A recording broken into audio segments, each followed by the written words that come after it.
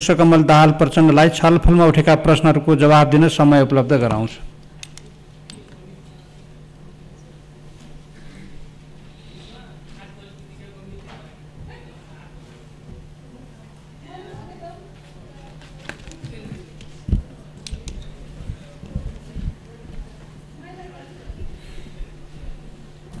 सम्माननीय अध्यक्ष महोदय, सबभन्दा पहिला त नेपालको संविधान बमोजिम बन्न बाँकी कानुनहरूको विस्तृत अध्ययन र विश्लेषण गरी संविधान अनुसार बन्न बाँकी कानुनहरूको अध्ययन प्रतिवेदन 2080 तयार गर्नुहुने विधायन व्यवस्थापन समितिका मान्य सभापति तथा मान्य सदस्यहरूलाई हार्दिक धन्यवाद व्यक्त गर्न चाहन्छु र आज यसै सन्दर्भमा 10 जना मान्य सदस्यहरूले आफ्ना धारणाहरू र सरकारलाई सुझाव र टिप्पणीहरू राख्नु भएको छ। आज मैले प्रत्यक्ष तपाईहरुको कुरा सुन्ने अवसर पनि प्राप्त गरे।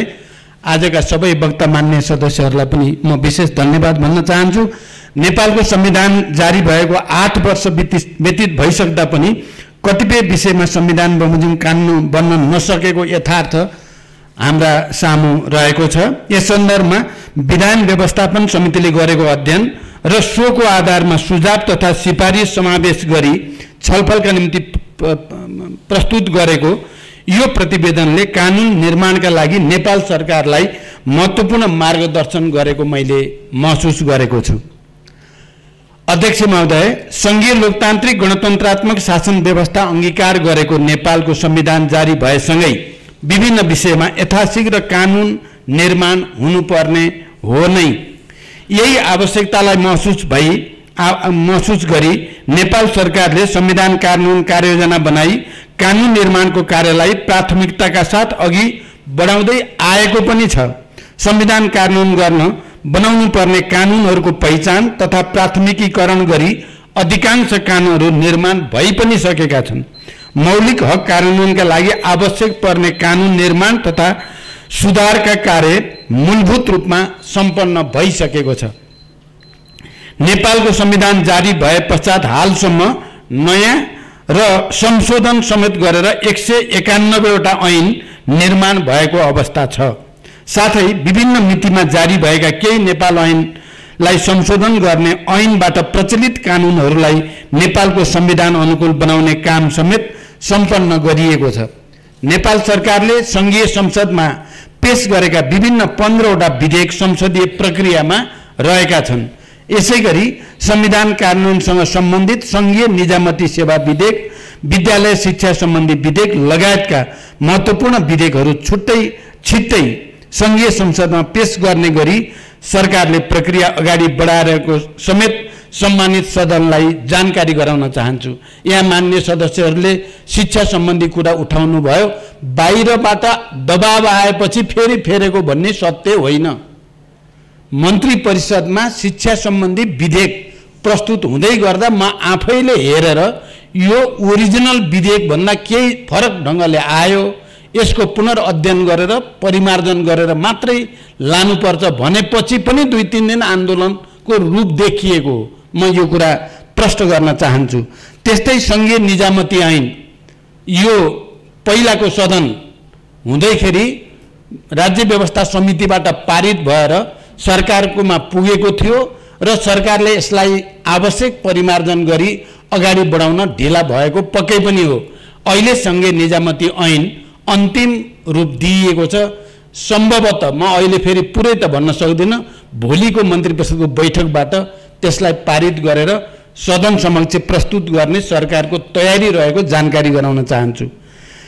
नेपालको संविधान बमोजिम संघ, प्रदेश र स्थानीय तहको साझा अधिकारको सूचीमा रहेका तथा विकास निर्माणका कार्यसँग सम्बन्धित कतिपय कानुनहरू निर्माणको प्रक्रियामा छन्।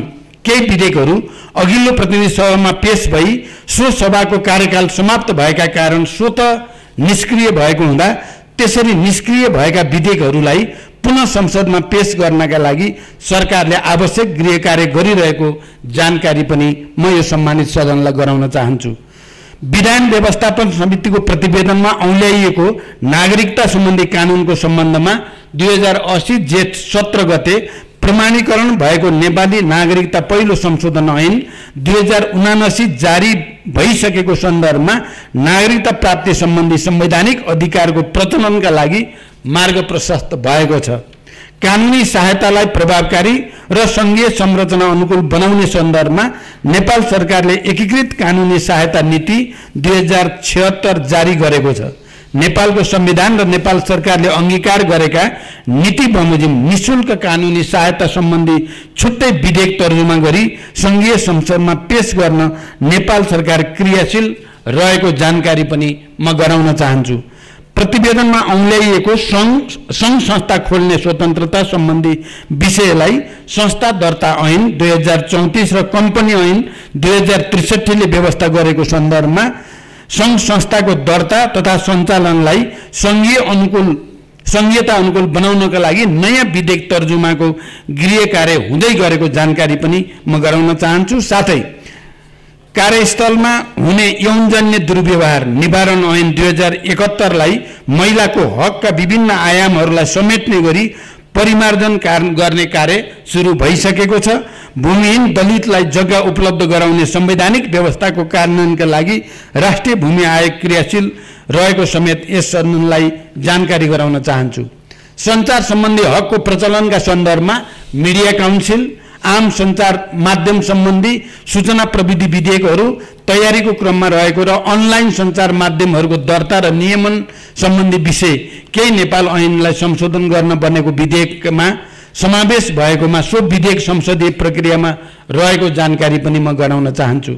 क्षतिपूर्ति सम्बन्धी विषय मुलुकी देवानी संहिता 2074 लाई 74 द्वारा व्यवस्थित छ भने फौजदारी कसुरका पीडितलाई क्षतिपूर्ति दिने विषय मुलुकी अपराध संहिता 2074 ले समेटेको पाइन्छ। उक्त संहिताहरूले नसमेटेका विषयका हकमा कानुन निर्माणका लागि थप अध्ययन तथा छलफल आवश्यक पर्ने देखिएको छ। नागरिकलाई रोजगारीको हक सुनिश्चित गर्ने सन्दर्भमा रोजगारीको हक सम्बन्धी ऐन 2075 कार्यान्वयनमा रहेको छ।